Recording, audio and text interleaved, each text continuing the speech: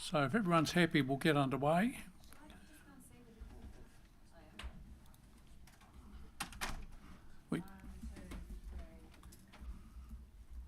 It's only a briefing. Kendall.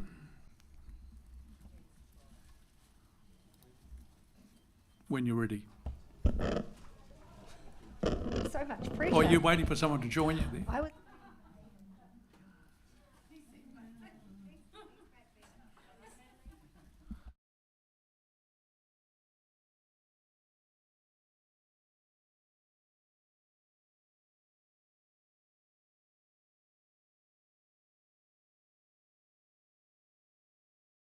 Just for everyone's information, it is being recorded and live streamed, so we're about to get underway. All right. We did promise that we would try and get you guys home a little bit earlier, so because it has been a very long day. So we will jump straight into. We've got 3 activities that we're going to work through this time. So we'll try and spread you out evenly around the room again. But I think you have been finding your way around the activities in your own time. Have we got 3 up, Aidan, or just 2? We need 3. Yeah. So we've got policy and planning to talk about now, as well as cemeteries and regulatory and consenting.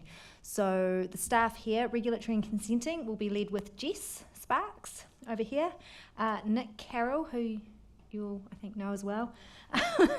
he'll be leading the policy and planning space. And then we have the wonderful Julie and Greg back again to guide you through the cemeteries discussion too. So we'll try and send Councillor Foreman, Councillor Greenslade and Councillor Campbell over to the whiteboard over here first. And then it's going to be a boy team. Mr. You swap. We'll send Councillor Cameron, Councillor Murch and Councillor Munui over to this one here, which I can't remember what it is. Policy and planning. And then Councillor Taylor and Mr. Mayor, you can go down to the back to talk cemeteries. Sorry. No, there was nothing there in that. Anyway, we'll do 15 minutes at each and we'll rotate and then we'll come back to the table as we have. Thanks.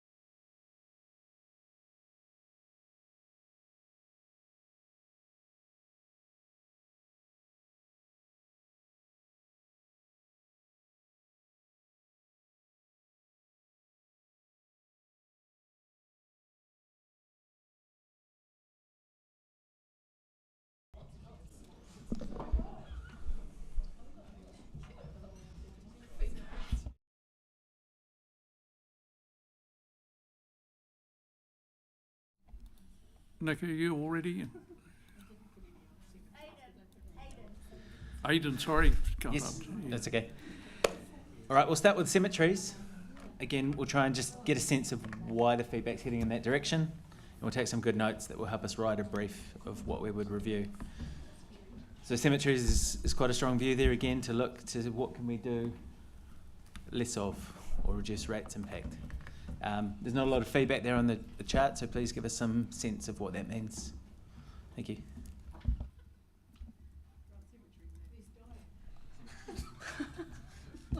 There was a bit of feedback on that, and it was more around the surprise on, as we got into the discussion, that you can be a non-rates payer and be buried in our cemeteries and pay the same as ratepayers. So I was like, oh, Yeah. that was a surprise to me. So you haven't contributed to the upkeep of Taupō, yet you can, yeah. So let's have a look into that. But also just widening our view on what is doable for the future. We've got limited space, how we can either reuse that space or look at other innovations.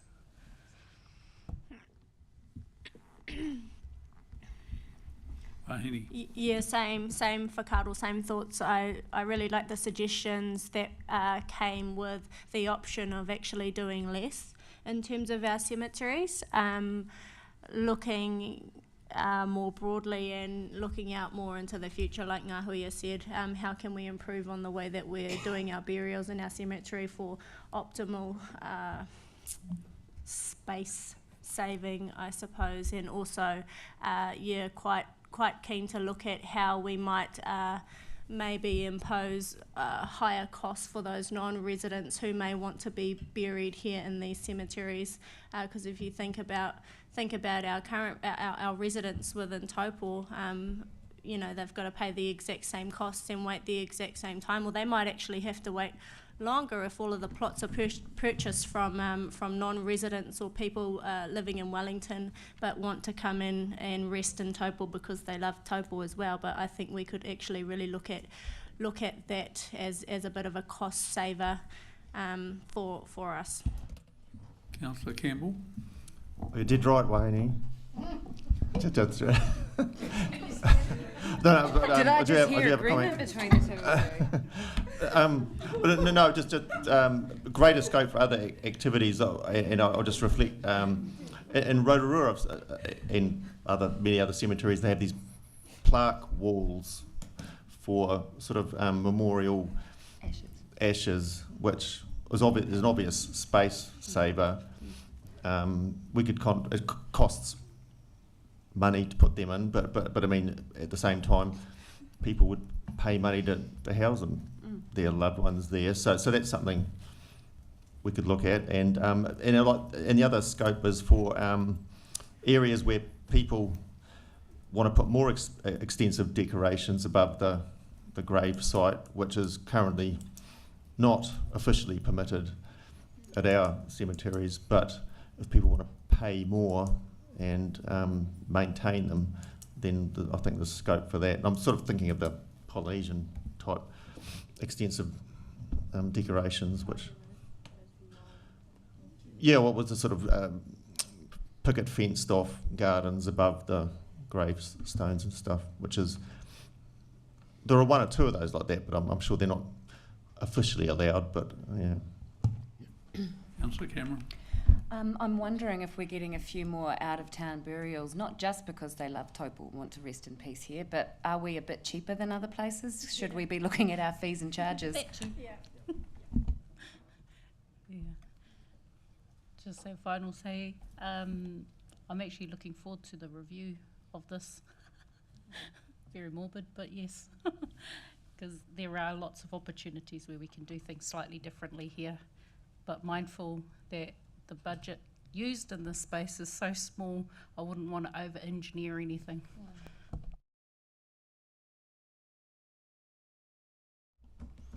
Okay, we'll bring that one to the close. All right, regulatory and consenting is next. And again, there's a bit of a view there of of again, a review with not too many post-its I see, so some good feedback on what you'd like the scope of that review. What are the particular issues you'd like us to look into there, please? Through the chair, I'm happy to start off with that. So that's an area, in my view, that's ripe for expansion and ripe for looking at how we could share services with other councils. So if this is an area of business we do really well at, and looking at where the dots are and the satisfaction and in terms of how well we do it, and the direction that local government is going, I believe there's an opportunity there, all those services, and there's an income stream for council as well. So I'd like to see that explored. Councillor Campbell. I just like to flag something, which I know opposing namesake councillor has disagreed with me, but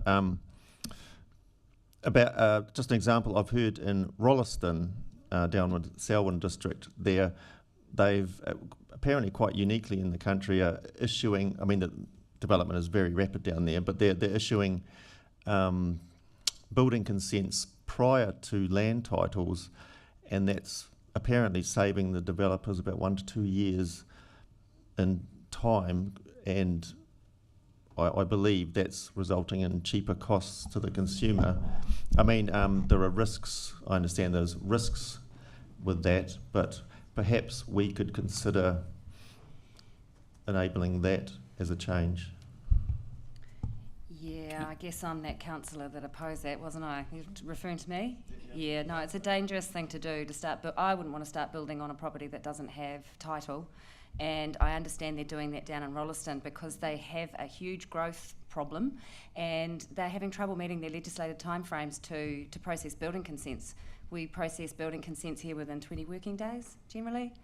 Down there it's something like 90 working days. So they've had to resort to some pretty extreme measures to get on top of that growth. So no, we're not in that position, and I think it's much safer for all, including the property owner, that they wait for title to come through before a building consent comes through. Well, I just suppose I'd like the idea still to be considered because, well, it's saving. I mean, it's not just saving 90. No. It's not. Well, it's not just saving 90 days. I gather it's saving over a year. It's saving a year before that these houses can go up. There is the developer is taking a risk, but it sounds like they're prepared to be taking those risks down there. And if it's expedient and saving money all round, then we've got to at least think about it. Yes. Councillor Taylor. So I hear what the councillor says, but it sounds very much like a solution looking for a problem, and it's a problem we don't have. So I just wonder whether time could be better spent on other more meaningful things. Not a bad idea, but if it's not an issue we're faced with, I'm not sure what the solution's going to aim at.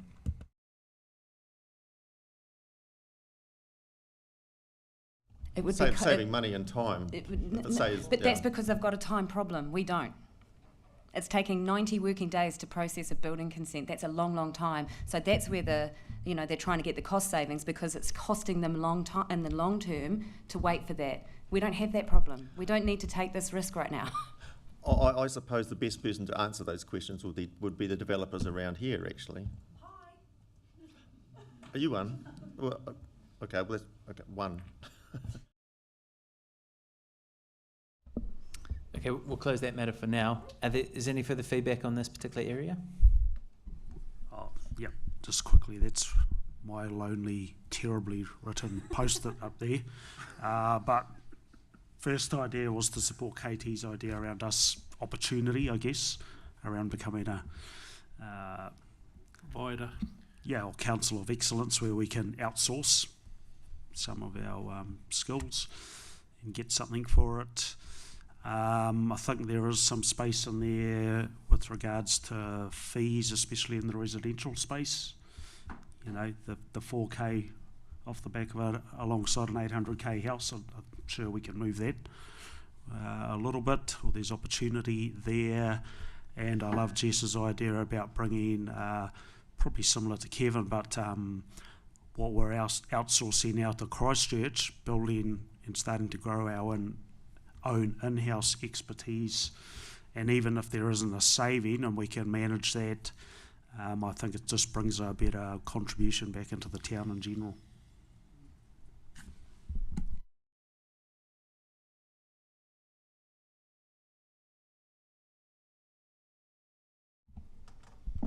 I guess this is a tough one, isn't it? Because there's legislation in place, really, that we have to, work to. So there's very little we can do to cut back, as far as I can tell, while it's still being done in-house, except to build that capacity so we're not outsourcing. And I also agree with what Kevin had to say. We do well across the local government sector and the BCA sector, so why not capitalise on that? And that could just see some revenue coming in. So I'm all about that as well. We do need to just make sure our relationships with end users are safe as well, because it's not always. And when you're going to increase user pays, which makes sense, obviously, we just have to have a good story behind that as well, and just ensure that we're working with our end users so they understand the process and why we do what we do, and just try and make it a little bit more streamlined for everybody, because then we'll all find efficiencies.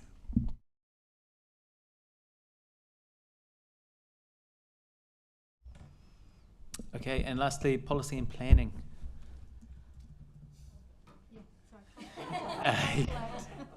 That's fair. What is the feedback in that space?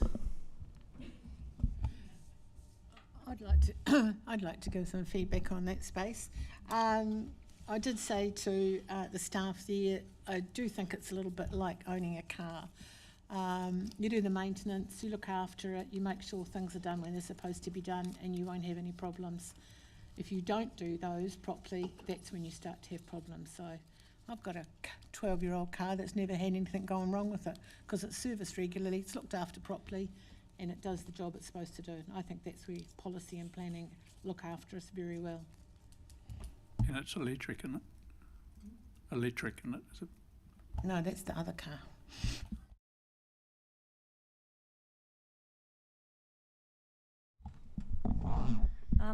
We had a good chat actually over there with Nick. Thanks, Nick, and the team. It's policy that drives the machine. If we aren't setting good policy, then the staff don't enact that, then we haven't got a good, well-tuned organisation. It's also who looks after our advocacy. We've been talking a lot about advocacy. How do we get a good submission to central government that's going to be listened to? It's through our policy team. So I don't want to see us cut anything there. If anything, we are requiring a lot more of them. You think about all the legislation that's coming through. We've got to go out with a long-term plan that the community can understand. Who writes that? The policy team. So kudos to you guys for the work that you do. And honestly, there's a few policies that I'd really like to have a good look at, to be quite honest with you, because we can find some efficiencies through that as well. So well done, team. So the only other thing I'd add to that and support Rachel's comments is I'm also conscious there's a lot of plans that have been sitting for a long time, most of which are well past their review date. So anything that reduces the work or the ability to enhance the work of the policy team is a retrograde step. We're already sitting on reserve plans that are way out of date. Conscious of that, so I absolutely support that.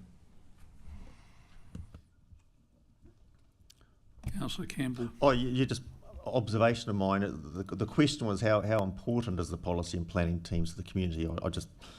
I think the wide scattering of the stickers over there sort of emphasise. I don't think the community value policy and planning very much actually, or appreciate it. So that's kind of around our table problem to do that, because there's not so much importance put on it out there. Actually, I totally support those comments until such time as someone in the community wants to do something and it's contrary to a policy we've already got. And then there is a problem. So yeah, absolutely support those comments. Can I just say something about the reserves? I'm aware of that too, councillor. But are we looking to fix a problem that we don't have a problem in? I mean, that's getting into a back and forward. Probably the most cogent example of that was with Motateri, where you wanted, a landowner wanted to change something. So this is where found that the reserve plan was significantly out of date. And in fact, when you read the old plan, it referred to a number of organisations that had ceased to exist many, many years prior to that. So again, it's coming back to what Duncan said. Most people don't appreciate it and know what they do until they want to do something that the policy team impacts on, and then it's a problem, and then we're playing catch up.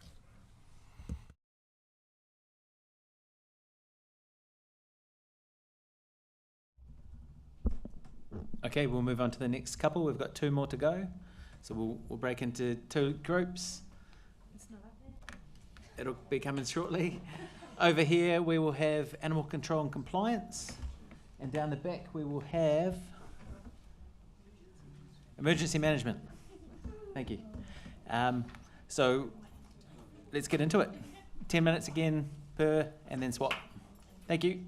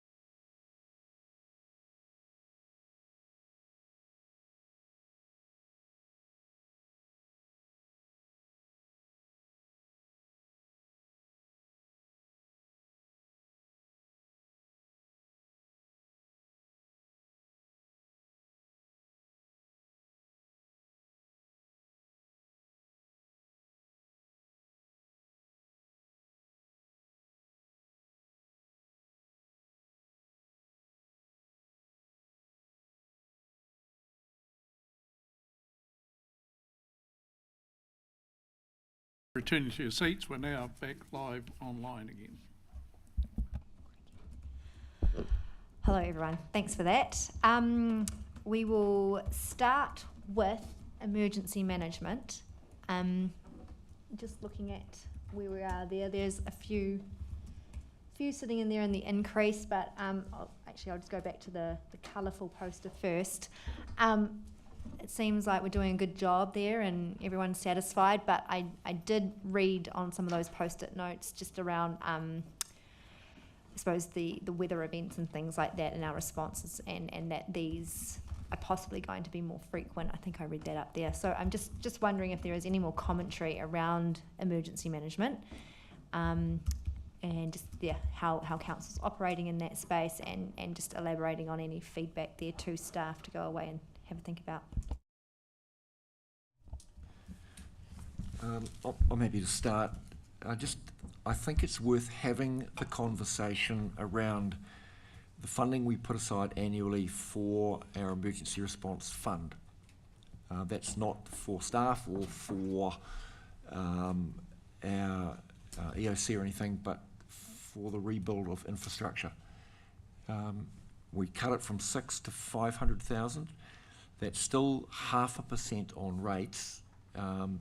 The reality is, for most disasters we're going to deal with, they will be way significantly higher than that in terms of the repair bill.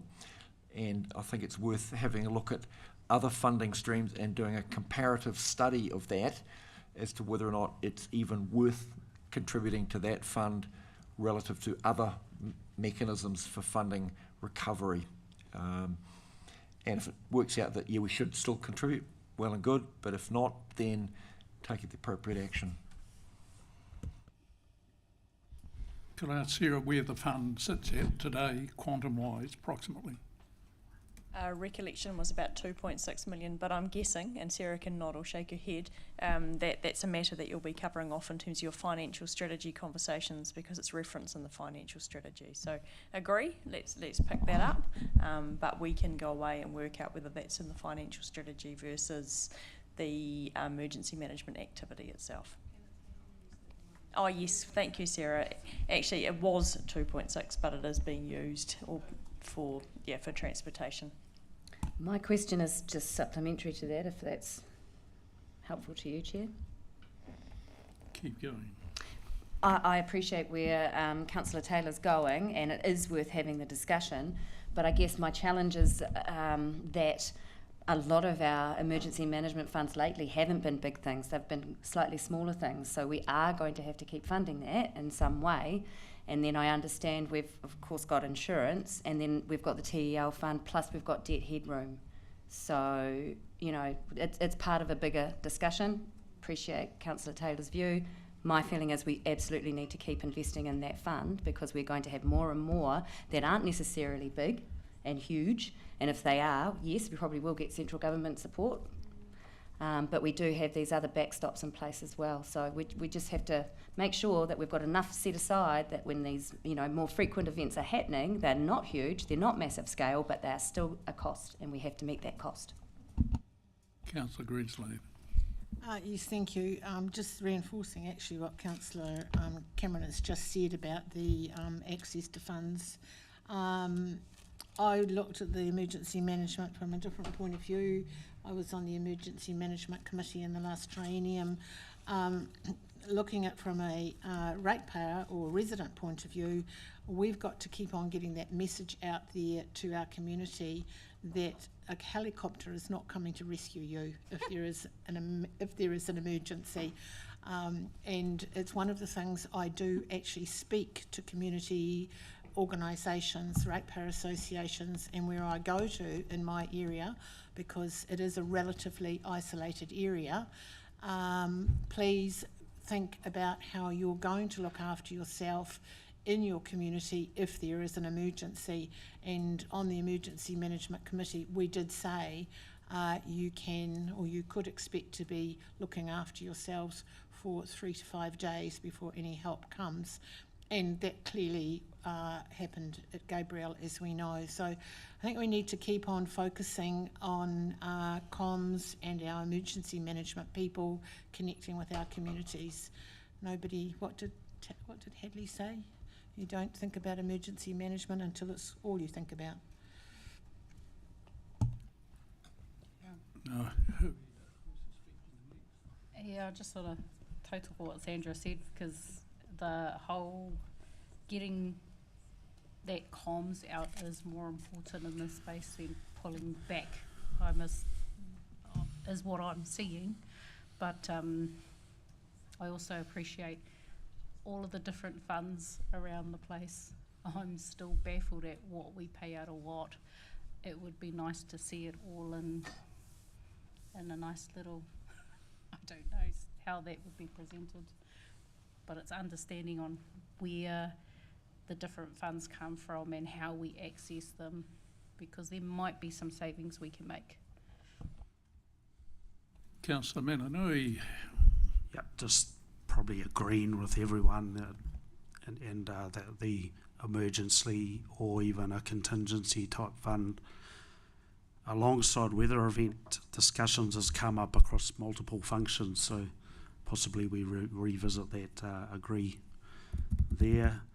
I think as that function sits up there, from what I've seen, there's no more juice to be squeezed out of that lemon, and in fact it's probably presented as a bit of a false economy, because a lot of the support that's contributed in that space at the moment is filled in from staff from other areas that are not shown there. So one, there's no more space there to take anything out, and if anything we've just got to have a view of, if not financially supporting it better, there's probably a bit of a well-being piece in there, from a few things that I've seen already, just with staff being deployed.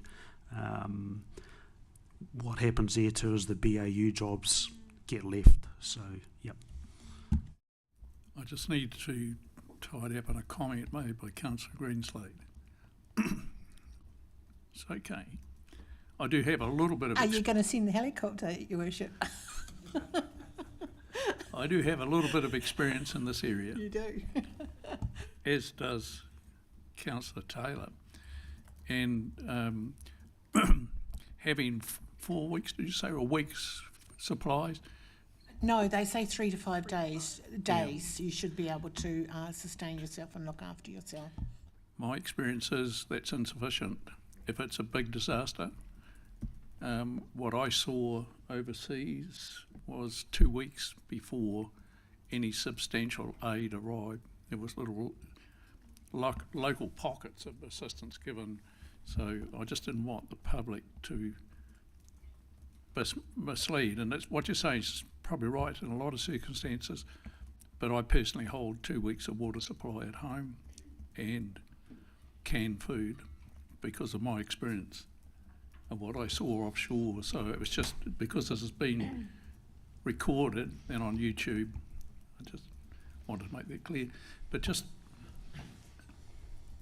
if I can just, Sarah, for you, what insurance in the event of a disaster, how do we go on that? Just trying to decide on this fund, do we make it bigger or less, and where do we sit insurance-wise? In the case of, say, it's hard to find an example, a bridge got washed off somewhere where we've just had recent experience. Would we claim on that? Yeah, so quite a complex question, and one that we will be covering through some future workshops. Council have done a lot of work to determine kind of our level of cover and particularly what assets we do and don't insure, what Council's risk appetite is for insurance, and then as well, balancing that off with the costs and where we sit. So my perception, and just at a really high level, we are quite well covered. So there are some assets we don't insure, but now we insure our underground assets. We do have quite a high level of cover, as well as Aon's been working through our maximum probable loss, because that's kind of what's going to affect you, not as much the one-off bridge. It's if you had a large loss across the district or across regions, because of course we're on a policy that we share with other Bay of Plenty councils as well. So what that looks like in a major disaster, what our cover would be. So some of that stuff will be coming to you shortly, but I don't want to go into too much because I'm probably not the right person that has that detail. So Louise and Aon have been doing a lot of work in that space, and they're actually coming to see us next week. Thank you. Councillor Greenslade. We should, as part of the emergency management for our district, we are setting up small groups in specific areas like Omori and Kurita and Pukawa and Motuopa, and there are small groups there that are being set up in conjunction with staff and sort of looking forward and planning. And I hear what you say. I mean, you think of places like Nepal and places like that have had massive earthquakes. Yes, I mean, the comment is, isn't it, it's not on your radar until it's all you can think about. And that is what we have been saying to local communities, and Turangi has got one as well. So when you look at and Hatipi, they've all got small groups that are all being set up across the district at present, and people taking responsibility for how they can actually work with their community. I mean, the thing is, isn't it, what's the emergency? It's always something you never plan for, isn't it? Of course, Turangi's fortunate that it has its own little local airport there. Precisely. Deputy Mayor, sorry, I just had to Which say. is of no strategic importance. Councillor Mitchell. Yeah, I guess I just want to signal where I place myself, and I think it was to probably increase in that area, and in particular retain the emergency management fund. I understand that we are insured up to our eyeballs, but I think the difference between having an emergency backup that we can control and have immediate access to when we need it, it's a timing thing as well. And I mean, there's comms that go out across the district around from Civil Defence about being prepared for an emergency. And I think for us in council, I mean, I would want to be as prepared as we can, and having an emergency fund there could probably help us prepare more in those emergency times. Yeah, through the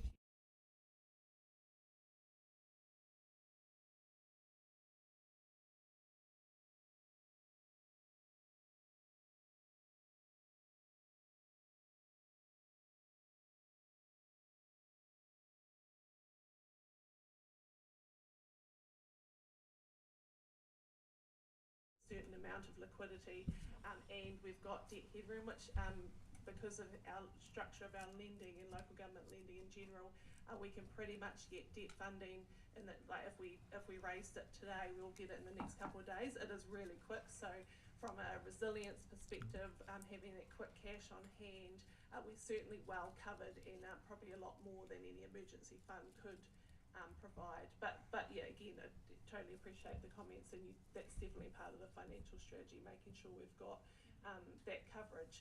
But yeah, the emergency fund's probably less relevant to that than some of those other things we do have. Councillor Taylor. Everything Sarah just said. The reason I raise this is for exactly those reasons, and any which way we're going to have to pay for it. The only question is through what avenue does the funding come? And if you're going to add 0.5% on rates to put it in this bucket every year, as opposed to not have 0.5% on rates and save it that way, we're still going to pay for it. There's no question about that. It's only a question of the avenue through which it comes. So thank you for that. Yeah, Councillor Foreman. totally agree. Looking forward to that conversation, because that's where I'm getting confused, is the different buckets, what they're for. So just for clarity, can you confirm how much we put into the emergency fund annually?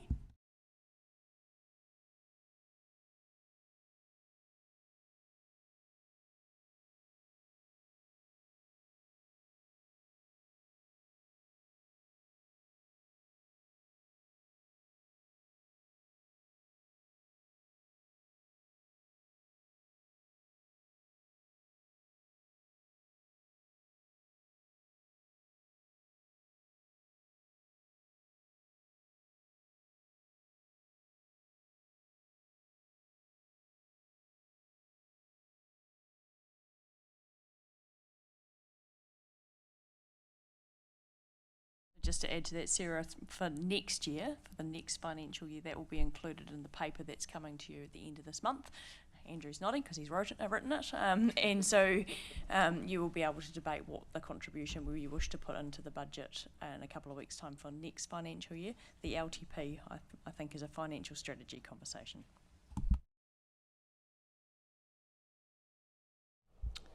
Cool. So is there any last minute?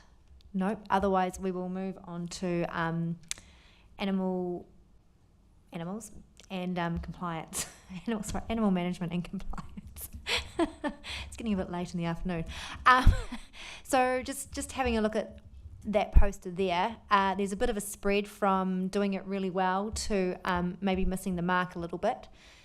So we'll be keen to understand that spread from you. And then also just looking at the posters, there's a few post-its and I haven't had a chance to read them yet. So just any feedback for the community that might be listening around the areas that you wanted to look at. So I'll hand it over to the floor. Can I just, Kevin, I'll just reflect on events around the country, particularly in terms of animal control and dogs specifically. We are in a very good position where 99.67, did I get that right, Jess? % of the known dogs are registered. And before someone asks, what about the unknown? Well, you don't know what you don't know, so good luck with that. But I also reflect on the Dog Control Committee has not had to meet for at least 2 years or longer, which is a reflection of, in my view, the team doing a pretty good job with dog owners and those who are on the edge of having animals that are problematic. And the political climate, particularly after what happened in Northland, is such that we need to keep the pressure on and keep doing what we're doing and doing it well, in my view. I endorse it, Councillor Taylor. I think it should be, I'd like to record, I believe you're doing a damn good job, and that's why we've had less offences in this district, because of the activity of you people. Yeah. No, who you? I would agree to a point. However, there is still very localised issues down in Turangi that we discussed. We are going to need to look at really good options on how we get those unregistered dogs registered and off the streets, because it's a huge problem down there. Not being able to safely walk your own dog is an issue because of roaming dogs. It's only a matter of time before there is a safety issue down there with humans.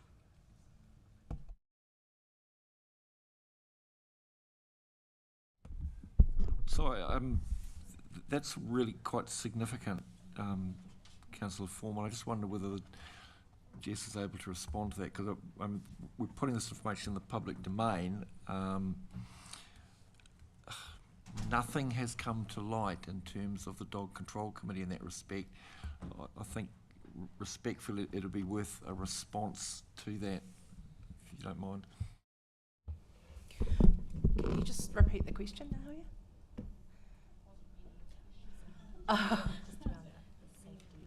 It was more just, we acknowledge there's more patrols from the team, but they can only really deal with what they see at the time. But being a resident down there, we do see roaming dogs. They aren't placid dogs, because it's literally a safety concern to walk dogs in certain areas when you've got your own dog. Yeah. So that's the sort of situation I'm talking about. Yeah.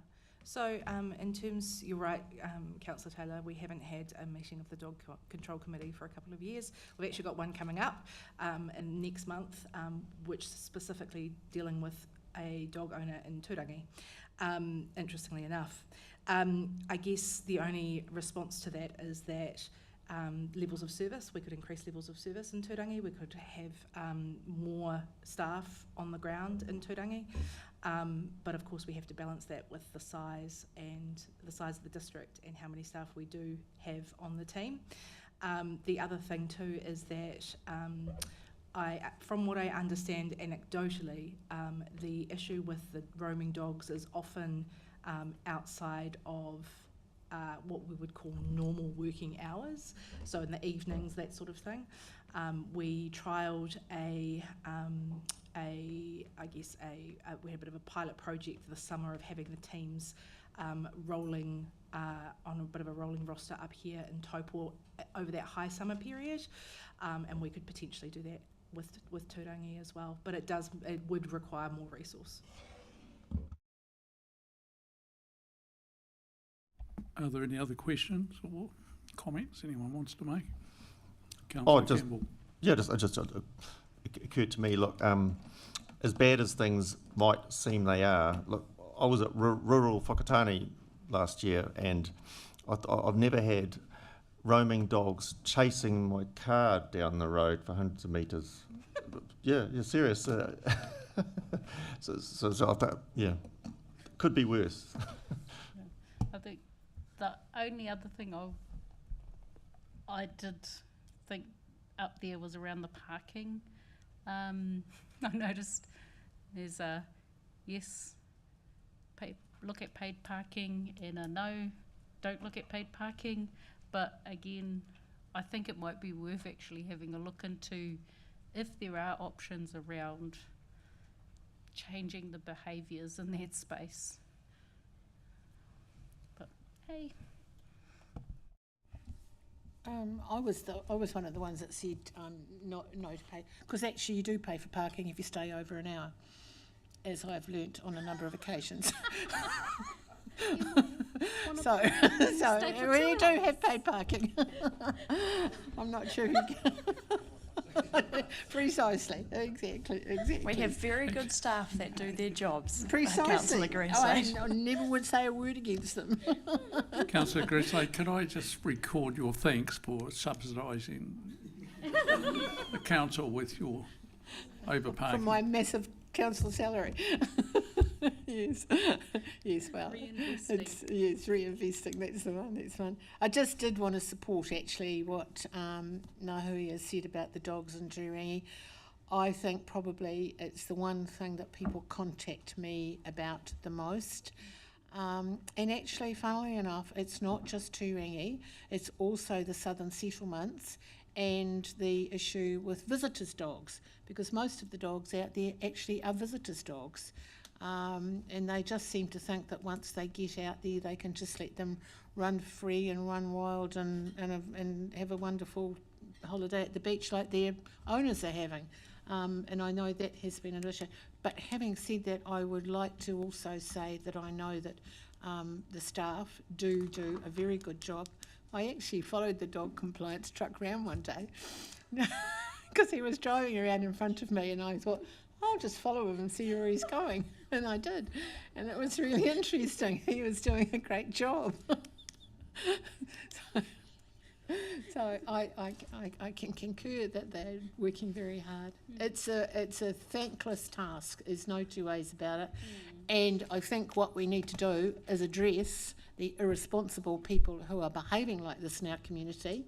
And if we've only had one person come to the dog control committee, I mean, maybe we need to have some more. I don't know how it works, but irresponsible dog owners do need to be brought to heel a little bit more. That's the problem. It's not the dogs, it's their owners, as we know. Just on the paid parking issue, I need to comment on that. That Taupō is known for being a park-friendly place, as long as you don't overstay or don't park in a mobility parking space, and I did hear from someone who was caught doing that. It was a substantial fine. I think that is hopefully that's subsidising the cost of policing the parking. I think that's a better way, because a lot of the visitors comment how pleasant it is to park in Taupō and not have to find money. And I just wonder about the cost effectiveness of having to buy metering to monitor parking versus the gain. So if we have to charge for parking, I know this has come up in the past, we'd have to, but I'd be wanting to avoid it because of what visitors contribute to the town. I actually, oh sorry, can I talk? I actually, now that we're on the subject of parking, I've been seeing quite a few comments and some commentary on social media about our parking wardens and our style of monitoring cars, not actually for the amount of time that they're sitting in the car park, but actually for their license, registration and vehicle warrant. So I suppose that's another side to... Another revenue stream. Yeah. Oh, yeah. Yeah. Mm.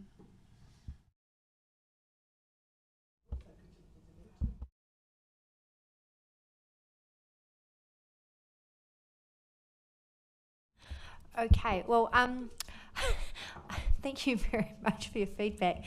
Some great stories there, Councillor Greenslade. We will wrap up today. Thank you again. I do appreciate, you have been in here quite a while today, so thank you. The staff really do appreciate it. We will be back here next Tuesday and going through some of the last activity areas. But yes, thank you very much. And once again, if you have any other questions that you want to take offline with us, please feel free to give us a call or email us. I'd just like to thank the staff for the effort they've put in here. Thank you for doing that. It's appreciated. So we'll have the closing karakia led by Nahuia, please.